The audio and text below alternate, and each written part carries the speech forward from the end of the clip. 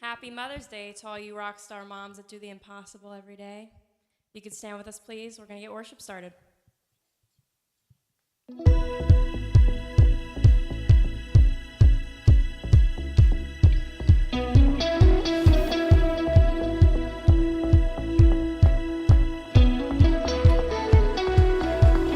I was lost with a broken heart. You picked me up, now I'm set apart. From the ash I'm born again, forever safe in the Savior's hands. You are more than my words could say. I follow you, Lord, for all my days. Fix my eyes, follow in your ways. Forever free in unending grace. 'Cause you are my freedom. We lift you higher, lift you higher. Your love, never ending. Oh, oh, oh. You are alive in us. Nothing can take your place. You are all we need. Your love has set us free. Whoa, whoa.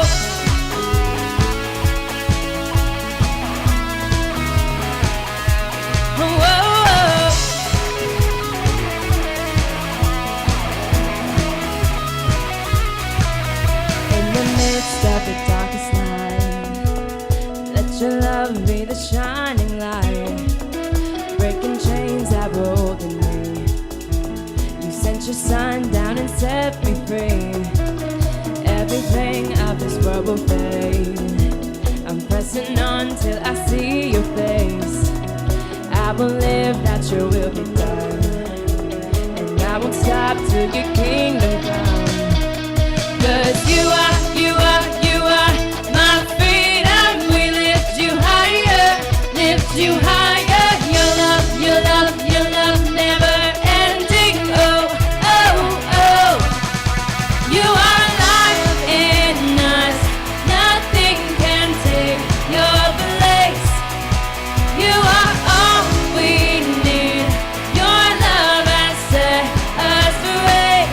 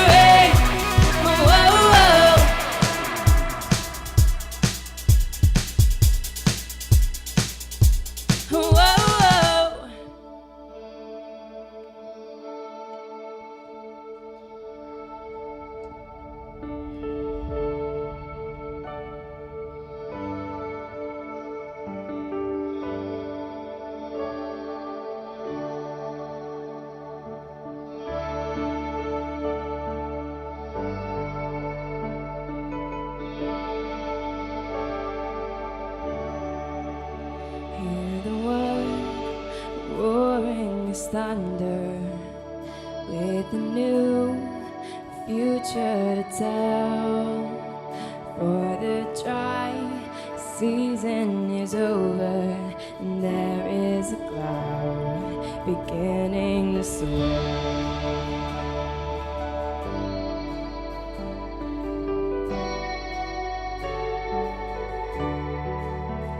To the skies, heavy with blessing, lift your eyes, offer your heart.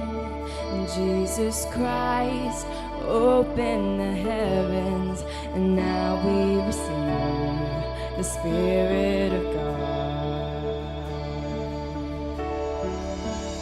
We receive your rain.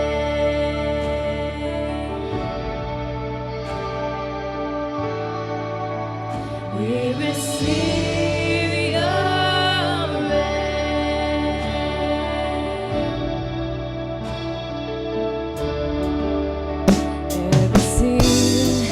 buried in sorrow, you will call forth in its time.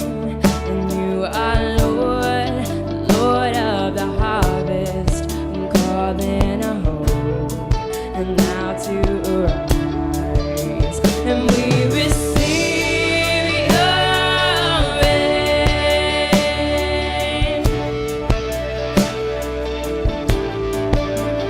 We receive your rain.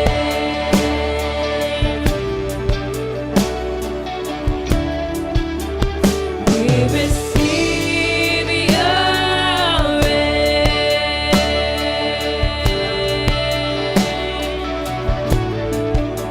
We receive your rain.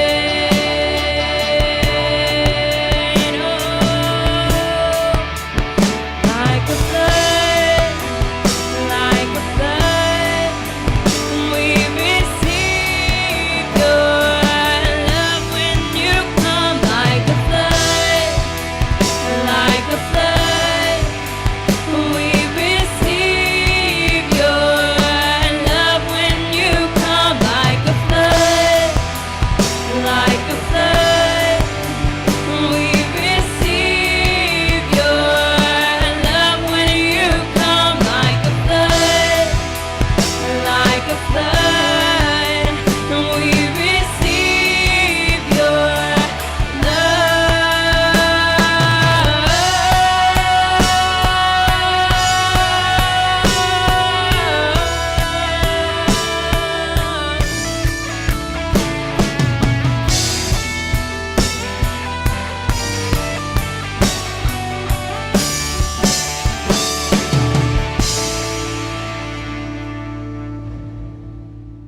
And with great anticipation, we await the promise to come. Everything that you have spoken will come to pass. Let it be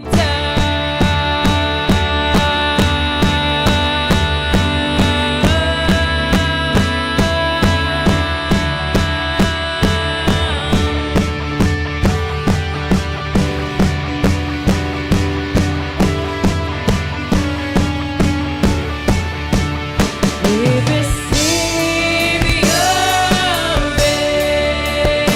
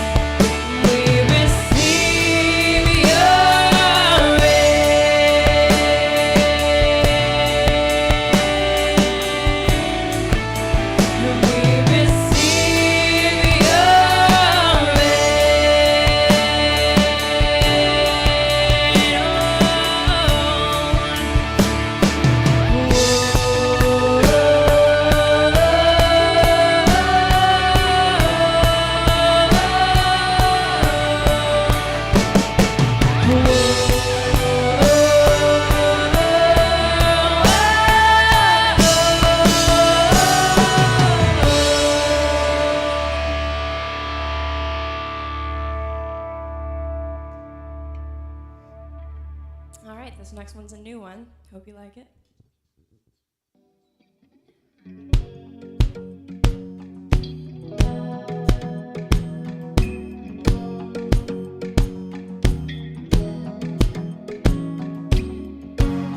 I was waiting for morning, for the rising sun, in the place of decision, where it hadn't come. Then I saw the horizon, Lord, I heard your voice. You became my vision, and you became my song. In the darkest night, in the middle of the fight, where there is no light, you are my champion. When the world's at war and the oceans roar, I know it won't be long, you are my champion. Now that I have tasted, now that I have seen the extravagant goodness that you showed to me, I will sing forever of your saving grace. I will shout in battle, my God is in this place. In the darkest night, in the middle of the fight, where there is no light, you are my champion. When the world's at war and the oceans roar, I know it won't be long, you are my champion.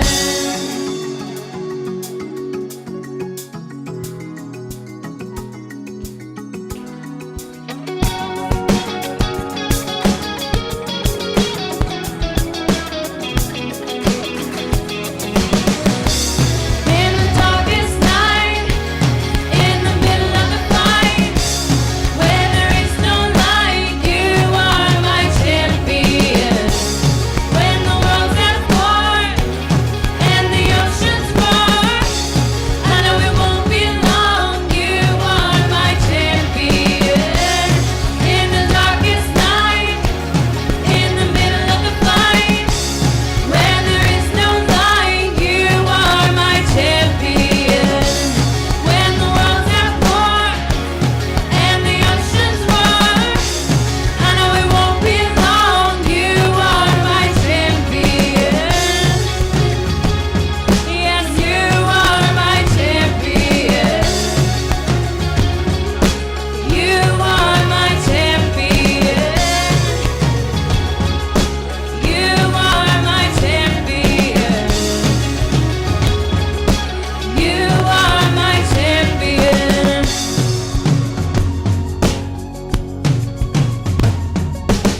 Thank you, church. You may be seated.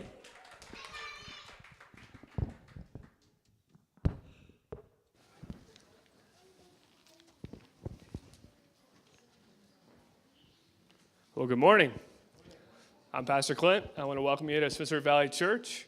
We are a church reaching the tri-state area with a vision to be a church that the unchurched love to experience. And we have a mission, if you want to say it with me. It's following Jesus, changing together. And so I want to welcome you. If you're a first-time guest with us, I want to say thanks for coming and showing up today. We've got a gift for you if you stop by the cafe, free Chick-fil-A gift card, among other things, just to say thanks for showing up and coming and checking us out. It means a lot to us. And so we always have fun and exciting things going on around here. We believe life is better connected. And so today's one of those days, and it's Mother's Day. So I want to say Happy Mother's Day to everybody who is a mom, pet mom, grandmom, whatever it is that you are. Happy Mother's Day. And, of course, we've got a photo station set up out in the foyer and treats and sweets. I think some of those are kind of winding down. We kind of ran out. But there are some things left out there, so enjoy those just so we can say Happy Mother's Day and celebrate that together as a church family. Also, next thing up is we've got Smithsburg Days coming up pretty soon. It's going to be June 14th and 15th. We need help with that. So that's something that we do to give back to our community, to stay out of these four walls and actually show the world that we love them. And we do the kids zone for that. So it's inflatables and we have a big tent and there's lots of games. But we need help running those games. So work with your small groups to figure that out. Or if you're interested in serving in that way, please put it on your connection card that you got in the bulletin. so that we can know that you're interested and we can contact you and get you plugged in. Also, last year we started a brand new thing called At the Movies, and it was awesome. To see Pastor dress up in costume and to redesign the way that we do chairs and music and everything around that. It was really cool. And so we want to do that again this year. But this year it's going to be a little bit different. Last time we did blockbuster hits from that year. This time it's decades. So we're going to pick some movies for each decade. But you guys get to pick the movies. We've narrowed it down to what we think might be okay.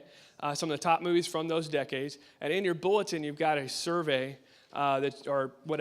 fill out. So fill it out, turn it in today when we collect the connection cards or at the end of the service. Or later this week, we're going to have a link so you can do it online if you don't want to do it on the paper version. But you guys get to pick the movies, and then we'll come up, got to provide the messages. So that's more important. And then also you get a connection card. So the connection card is a way for you to connect with us.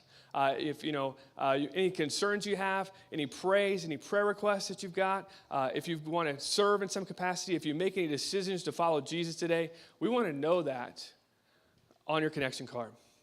And so fill that out. Also, you can get the teaching notes. You can be part of our prayer letter, emails, so that way you can know what's going on in our church and be a church that prays together.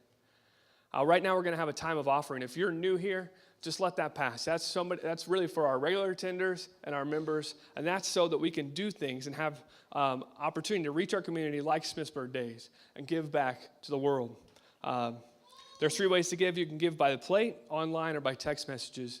And so we're going to pray, and then we're going to have a special time of offering as we extend that worship to God by giving. Let's pray. God, you are amazing. Just like the song said, you are our champion. And you fight for us. And I'm so pleased for that. And I pray that these funds will go and they'll see your glory will be seen out of that. All your glory will be given through this giving. Be with us throughout the message. Be with Pastor Allen as he brings the message and helps us be better at relationships. In Jesus' name, amen. Sarah and Davis have chosen to write their own vows. So Sarah. I promise to care for you and love you our entire life. I promise to be your best friend. Whoa. You can't just be saying best friend, okay? Pete's my best friend. Hold up. I thought I was his best friend. We've been through a lot together. Gosh, we have been through so much together. 2nd grade was really rough for us. I remember when he fell off the monkey bars. I mean, he gave me his fruit roll-up. I gave him my fruit roll-up. That was like... I hope he knows that he's my best friend. Our friendship has survived so much. You think that this is gonna divide us? I promise to be your most loyal friend. I'm loyal too. She is confusing me so much right now. She is my wife. He is my best friend. Who's the best friend here? Who? As this journey of life completely changes us, we'll be together forever. Dude. Aw, he's crying. I'm gonna have to be gluten-free. Oh man, dude, you go gluten-free. I have to be gluten-free. And I don't want to be gluten-free, man. It's the end of an era, Davis. It's the end of an era. Yes, I am crushing these vows.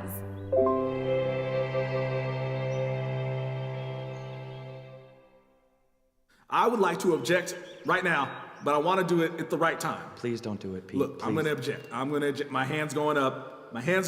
Don't. It's going up. I object. All right. Good morning. Happy Mother's Day to you ladies, moms. We're in a relationship series called What Happy Couples Know. Started last week, and today's title is It's Mutual. Hopefully it makes a little more sense in a few minutes. We're going to spend the first few minutes catching up or reviewing. Some of you aren't here, and as I found out, most people didn't do their homework, so maybe this crowd is a little better than the first service. But anyway, what happy couples know, relationships are based on good relationships make good life. Bad relationships make life difficult. So we want to help you with your relationships. And these principles are good even if you're not in a committed relationship with someone else. There's no significant others. There's a lot we can learn for what God has to teach us this morning. So we talked about last week. We all imagine what that relationship's going to be like maybe when we're a teenager, young adult, haven't found that person yet. So we imagine what it's going to be like. And of course, part of it's going to live happily ever after. When I do premarital counseling, I kind of chuckle under my breath a little bit because, you know, life happens and relationships get complicated and get difficult. But we come with, we title them hopes, dreams, and desires. This is natural, this is normal, these are good things that we bring into our relationship. And all aspects of life. We talked about where are we going to live? We're going to live in the country, going to the city, we're going to live in a house that we bought or rent. In our case, we have to actually build our house. That was pretty cool. In the country, in the woods, in the trees. So where are we going to live is part of your hopes, dreams, and desires. Another part is kids. Are we going to have kids? How many kids we're going to have? Are we going to keep having kids until we get a boy? My wife's grandfather got 7 girls, never did get his boy. So kids are a question in our hopes, dreams, and desires. Chores. Who's going to, do the dishes? Who's going to cut the grass? Who's going to fix the car? Who's going to do the laundry? And don't believe there's, the males ought to do all this stuff and females all this. You work that out according to your likes, dislikes, your skills, etc. What are we going to drive? Maybe when you're young, you drive something like this. Then you get 3 or 4 kids, everybody's driving minivans. We got a half a dozen or so out in the parking lot, right? Because we got kids here. So transportation is another part of the issue. Another issue is spirituality. Are we going to go to church, not go to church? What kind of church are we going to? We're going to your church, my church. We take the kids to church. We're going to teach them about God at home. Maybe we don't believe in God, whatever it might be. And of course, money is a big one because money affects all those things, right? We're going to send our kids to a private school. Well, that costs money. What about college? Are they going to go to college? Are we going to save a lot of money? Are we going to spend every money we get, all the money we get? We're going to run up credit card debt. Are we going to live on a budget? Well, all those things. So how are we going to treat each other? There's just so much that goes into this basket or this box about our hopes, dreams, and desires about that future relationship. So, the fascinating thing to me as I thought about this was when I was single, I thought this way. When I was single, I thought, if we can get it up on the screen, I never daydreamed about becoming the perfect person for someone. Now, maybe it's just me, but I think most of us fall into this trap. I daydream about finding the perfect person for me. All right? And then they'd have to put up with me. So I found my wife, Deb, and she was perfect for me, and so we walked down the aisle, and I put a ring on her finger, and then you know what I did? I handed her my box, my hopes, dreams, and desires. And if you're going to be my wife, you're going to want me to be happy, and the way I'm going to be happy is if you fulfill all my hopes, dreams, and desires, right? Of course, she had her own basket, her own box, and she hands me that. So hopes, dreams, and desires all of a sudden became what? Expectations. And when there are expectations, there comes a weight, there comes a responsibility, there becomes a burden. It's something I've got to do, and completely different. So it feels like expectations. We gave you a definition last week. There's strong belief that something will happen or it will be the case in the future. Build our dream house. We didn't get to build our dream house at first, but 11 years ago we moved into it. So in the early 50s, I got to build that house. All right, so that was part of my hope, dream, and desire, and became an expectation. Now, what happens is often is we are attempting to either recreate or to avoid something from our past. If your parents had a great marriage, you want to reproduce that. My parents got along like this, and we need to get along like that. My parents did this, and we need to do that. If you had a not so good a model in your parents, and you say, no, I don't want that model. I want a different model. I want our relationship to look like this. And so it usually comes with a mixture of those. Some of the things we want to reproduce and recreate, and some of the things we want to avoid. And again, these desires become expectations to our partner. And then we talked about where it often gets in this compromise mode or 50-50 mode where it says, I will do this if you do this. All right, I will do this dream of yours if you do this desire of mine. And the problem with that is that 50-50 thing is the line is different for both. And I'm always judging you. You're not fulfilling your 50%. And you're judging me. You're not fulfilling. I'm not fulfilling my 50%. And so it becomes, expectation becomes a debt-debtor relationship. And so I thought, well, how can I best illustrate this? So let me try it this way. If you owe me money, you can't give me money, can you? So you come up to me after service today and say, Pastor, oh, that was a great message, great teaching today. I want to give you $100. This has never happened anyway, by the way. All right? Maybe today will be the first time. So I want to give you $100, but you owe me $200. So what am I thinking at that point? Am I saying, oh, thank you, that was so gracious and kind of you to give me that $100? No, what I'm thinking is, when am I going to get my other $100, right? You can't give me something when you owe me something. There's no gratitude there. There's no thankfulness. And so that's what happens in those relationships. They become debtor relationships. There's no gratitude. In fact, there's no love. I don't love you for giving me $100 when you owe me $200, do I? So how do we stop this? How do we stop giving our hopes, dreams, and desires becoming our spouses or significant others' expectations? So we gave you the answer last week, and it was this. You need to ask yourself this question. What do I owe? What does he owe me, or what does she owe me? In my case, what does she owe me? And if you were here last week, you know the answer, right? What's the answer? What does he or she owe you? Nothing. All right, good. You got it. So if I approach the relationship saying, you don't owe me anything, you don't owe me fulfill any of my hopes, dreams, or desires. That's not that you owe me. They are not expectations. So we said it this way. Happy couples know they owe each other everything. I owe my wife everything. I had a great life, and she's a big part of that. But are not owed anything in return. She doesn't owe me any of my hopes, dreams, and desires. That's what happy couples know. And it's kind of counterintuitive, right? It doesn't seem natural. But you find happy couples that you know, and I'll guarantee you this is how they operate. Now, another problem we have in Christian marriage is this. Christian marriages aren't marriages that are conducted according to some Christian code of conduct. Being Mother's Day, sometimes preacher types get up here and we talk about mom do this, and this. And if you don't do this, and this, you're not a good mom. And so moms leave not feeling so great sometimes. Same thing with marriage. We go in the Bible and we pick all these things. Good husbands do this, and good wives do this. And so you got to measure up, and you got to make sure you do this and this. What it's boiled down to is this. It's an exchange of goods and services. Does that sound like a marriage? Oh, that sounds like a business, right? Where you exchange goods and services. So Christian marriage ideally, we told you this last week, a submission competition. So I am trying to get to the place where I'm below you, and you're trying to get to the place where you're below me.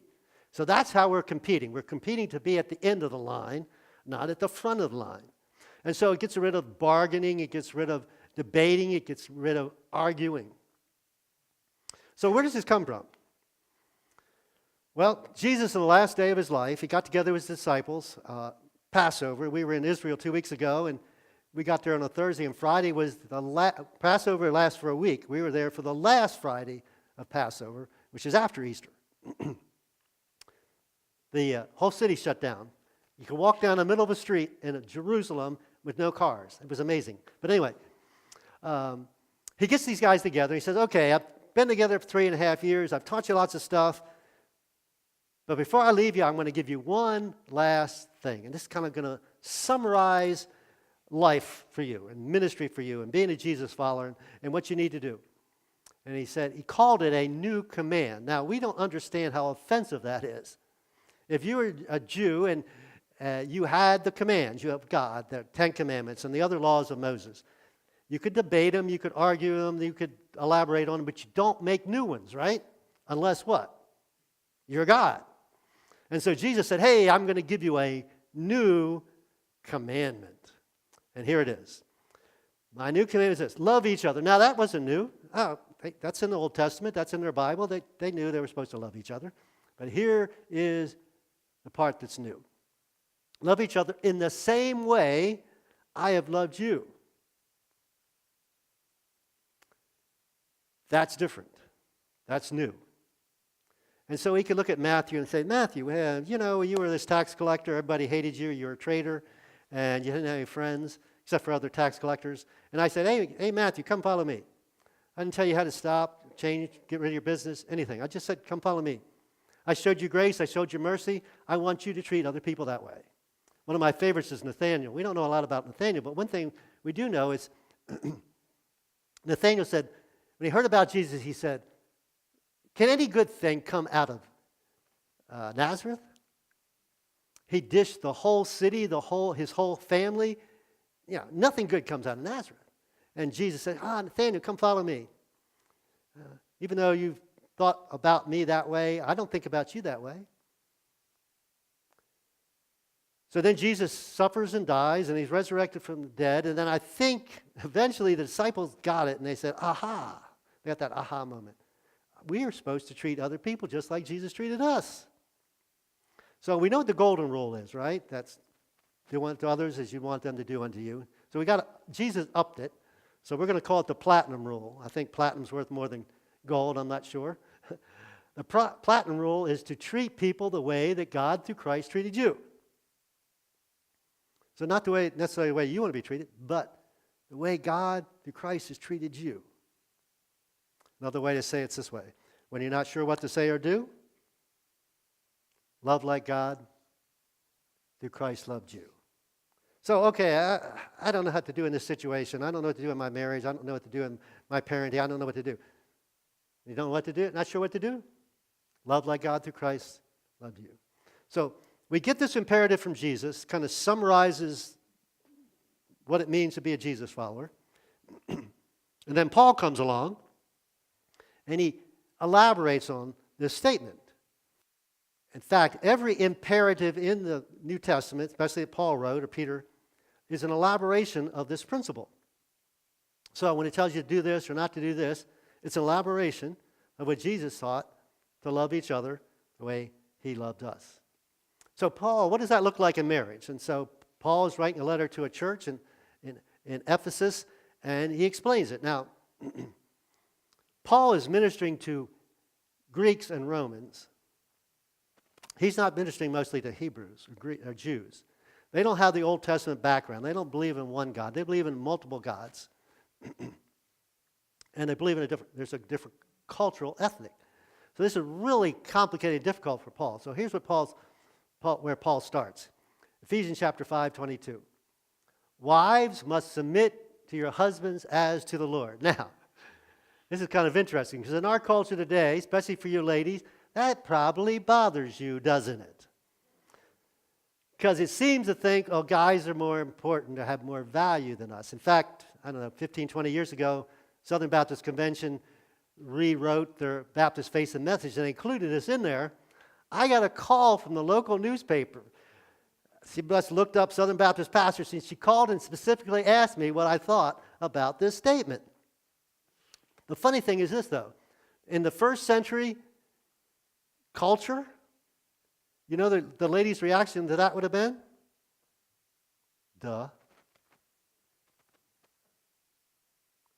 Because in their culture, whether Greek, Roman, and pretty much even in the Jewish culture, there's something called legal jurisdiction.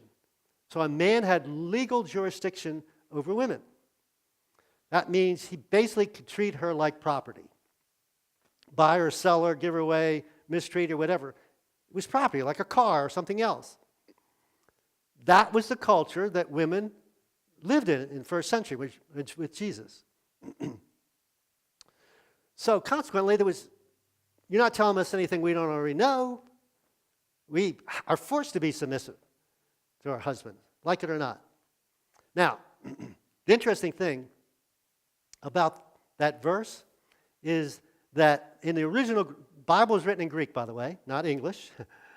So in the original Greek, when you read that verse, it basically says this: wives to your husbands as to the Lord. There's no verb. It's kind of interesting, isn't it? No verb, just husbands wives to your husbands as to the Lord. So in Greek, what happens is, if you have a verb previous to this, then it's just implied in the next sentence. So we need to go back a sentence, right, and find out what is the implied verb for this verse. Now, this is a game changer in their culture and even in our culture today. So let's go back and look. What's the verse before that say? Submit to one another, not just husbands and wives, but everyone. Submit to one another out of reverence for Christ. Now here, the reverence for Christ is really important. That word means awe. So, as a Jesus follower, if you're not, we're glad that you're here. These principles will help you, I'm sure. We hope you become one. But as a Jesus follower, I'm in awe of what Jesus did for me. He loves me unconditionally. He suffered and died for me, whether I accept his gift or not. When I accept that gift, I get my sins forgiven. I get purpose and meaning in this life, and I get to spend eternity in heaven with him. Now, when I think about all that, all I can be in is awe that God loved me that much. So with that awe, I'm to transfer to my relationships, whether it's moms to their kids, husbands and wives. That's why we submit, because we're in awe of what Jesus did for us. Now, we call it mutual submission in the husband-wife relationship. Sub means under. Think about submarine, right? It's a boat that goes under the water. Now, here's the interesting thing about value. Sub does not mean less value. Does a submarine have less value than a boat that goes on top of the water? We might say it has more value because it can go on the top or under the water. So just because it goes under does not mean it is of inferior quality. So, mutual submission. Now, this is a choice. This is a decision. It's not natural. It's not automatic. We don't do this. We're not naturally selfish, right? So I want to put me first. So for put me second or put myself last must be a choice. I think moms are a good example of this. If there's 4 pieces of pie and there's 5 people in the family, who goes without? Mom does. She puts everybody else before her. So it boils down to this. I say to my spouse, I'm here for you, not because you're here for me. I'm here for you because Jesus is here for me.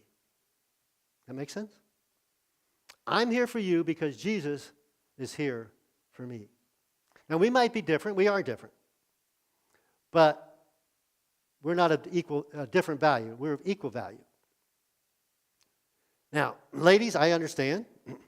Your pushback is, what if my husband is not worth submitting to? So I did a survey, ladies, and I came back. And the results were 100% of us are not worthy of submitting to. All right?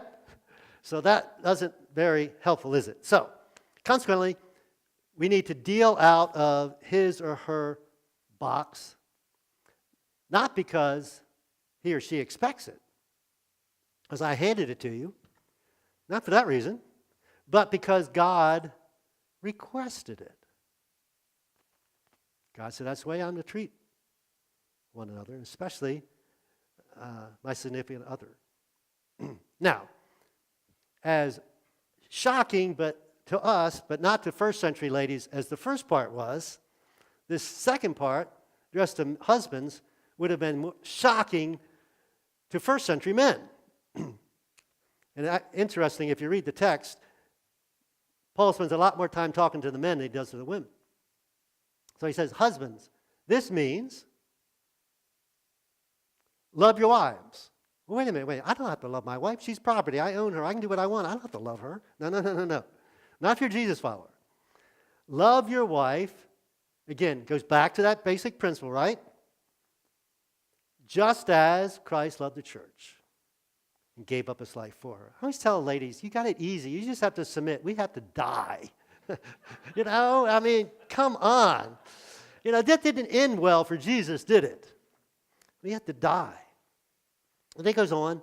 He says, in the same way, husbands ought to love their wives as they love their own bodies. For a man who loves his wife actually shows love for himself. It reminds me of something Jesus was teaching one day, and some Pharisees came to him. We'll read the verse out of Mark. It's not on your outline. And they came to try to trick him with a divorce question. Trap him with the question, should a man be allowed to divorce his wife? Now, if you go back to the Old Testament, go back to the law of Moses, Moses said, yeah, for this reason or that reason, you can divorce your wife. What had happened with that law is laws changed. They kind of evolved, right? By the time of Jesus' day, you know what a husband could do? He could say 3 times, I divorce you, I divorce you, I divorce you, and you could be divorced. So they came and asked Jesus a question. We got the law, and now we got how it actually works out now. It's practical application today. So what do you say? And we won't read it, but basically he said there's no reason. And he said there's no reason because you become one flesh. And Paul's going to refer to that. So what he's saying is women had the same worth as men, which would have been radical in their day. No man thought women were equal to them in Jesus' day. So I put it on the outline. Rome and religion declared women property. That's the way it was. Some parts of the world, it's no different today, is it? Some Arab countries, for example. But Jesus declares you precious. So, I love her like I love my own body. What does that mean? Well, what is life to you, guys? Husbands, what is life to you? Is it about your job? Is it about your hobbies? You know, what's most important to you? What is life to you? And then put her before that. Put her before your job, put her before your hobbies, put her before, your personal health and well-being, whatever it is. Put her before that. That's what Paul's saying here. And then he refers back to creation and Genesis. He says, a man leaves his father and mother, joined his wife, and the two are united into one. Jesus said, there's no reason. Because you take one apart, you got 2 halves, don't you? It's interesting. You put 2 ones together, you get one, then you get 2 halves. So I put on your outline, oneness is his or her best over yours. So what's best for her? That's more important than what's best for me. And then he goes on. Again, I say, each man must love his wife as he loves himself. He must respect her husband. Now, I gave you homework last week, and we're going to put it up on the screen. I was disappointed in my small group. Nobody in my small group did their homework. So here was the homework last week. Hopefully you did that. We want you to take and figure out what is in your box, your basket. Most of these things are good things. Nothing wrong with those things. It's a natural part of life to have hopes, dreams, and desires about your job, your education, your relationships, your children, all these things, money. And so I've been trying to figure this out this week myself. And then secondly, are you or have you expected someone else to carry it for you? And especially early in my marriage, I gave this whole thing to my wife. I said, here, make me happy. And 13 years in, we were marriage counseling. So you see how well that worked out. So I apologized to her. I said, yes, I've done that over the years, and I asked her to forgive me and said I'll try not to do it anymore, all right? So, you have to do that homework before you can do this week's homework, okay? So if you haven't done that, hopefully do it today. So here's your new homework, couples. Ask your spouse or significant other what's in their box. I would suggest you not do it the same day. So I'm going to ask my wife one day, and then she can ask me another day. Now, let me warn you, ladies. Most of us men are going to tell you what? Nothing. I don't have anything in my box. It's a lie. But we're scared to talk about these things. We are. You ladies are a little better at it. I know I'm stereotyping, but we're scared. But what this question does is it says, I'm all in. Right? I'm all in. Give it to me. I want to know. Interesting thing about selfish and unselfish people. Less selfish people are the happiest people. Think about the happiest people you know. Are they self-centered and everything's about them? It's the people that sacrifice themselves. They give of themselves are the happiest people. So consequently, less self-relationships are the richest or happiest relationships. Now, I know one of the pushbacks, ladies especially, one of the pushbacks, but guys also. If I let the pressure off, Pastor, you don't know what's going to happen. My wife's going to run up our credit cards. My husband's going to quit his job, or he's going to become a couch potato, or she's going to, not have sex with me anymore. I don't know what it is. Becomes, again, debtor becomes a 50-50 deal. It becomes a tug of war. I get what I want. You try and get what you want. So here's the key. There's no hope until you let go of the rope. When you stop trying to control. And the fascinating thing is that's exactly what Jesus did, right? In the garden, we got to be in the Garden of Gethsemane. It's pretty cool. In that garden, Jesus said, okay, I don't want to die. I don't want to suffer and die, but not my will be done, God. And he let go of the rope. And he suffered and died for you and for me. And he went first. He said, Bible says, while we were yet sinners, meaning we had no interest in God, Christ died for us. So Jesus said, I'm going to die for you whether you accept my gift, whether you love me back or not, I'm going to die for you. He went first. And so he's our model. Let go of the rope and go first. So I'm going to sit down with my wife. I'm going to say, okay, what's in your box? And then let me give you some words of wisdom. Then shut up. All right? Just shut up. Get a paper and pencil. Start writing those things down because you're not going to remember them. So write them down and then take action. Not because she expects you to, because you want to. So back to our key verse. Submit to one another out of awe for what Jesus has done for you.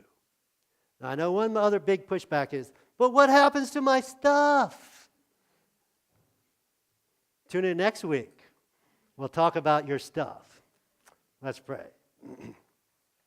Father God, thank you. We thank you for this principle of Jesus. So awesome. It's so powerful. It's so right. We do these things. Our relationships are awesome.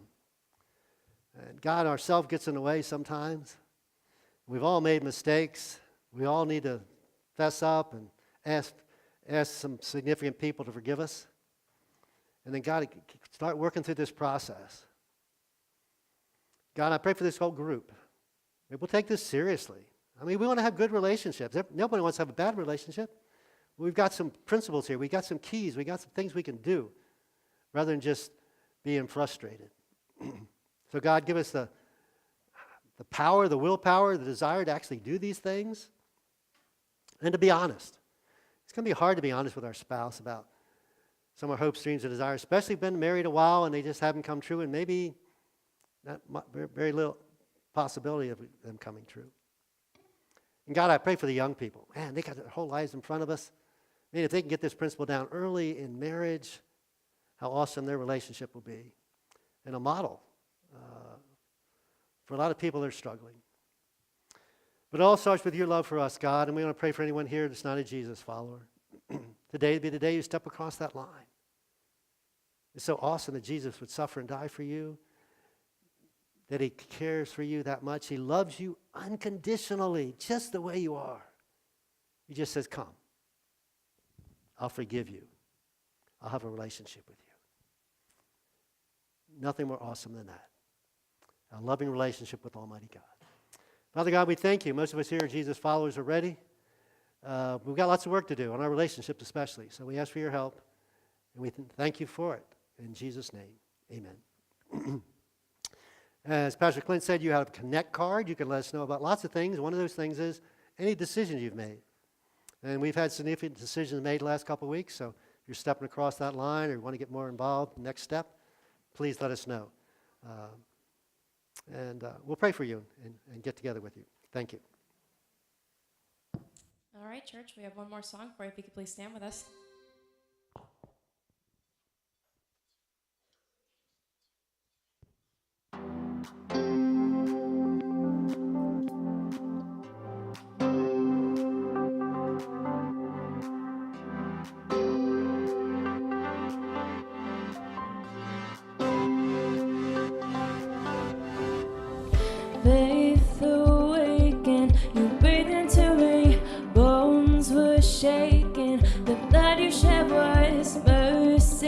saving a dying world. Separated, you found us running, broken hearted, but now we are your sons and daughters, forever yours. Now I know what living free is like. I won't waste another moment looking away, holding on to resurrection light. You keep holding, and now you got me living up. I'm never giving up. It's your love that brings the dead to life. Now I got your love, and I'm waking up. And now I'm living resurrection life. And we sing, oh, oh, oh, oh, oh. Oh, oh, oh, oh, oh. Separated, you found us running, broken hearted, but now we are your sons and daughters, forever yours. I'm forever yours. Now I know what living free is like. I won't waste another moment looking away, holding on to resurrection light. You keep holding, and now you got me living up. I'm never giving up. It's your love that brings the dead to life.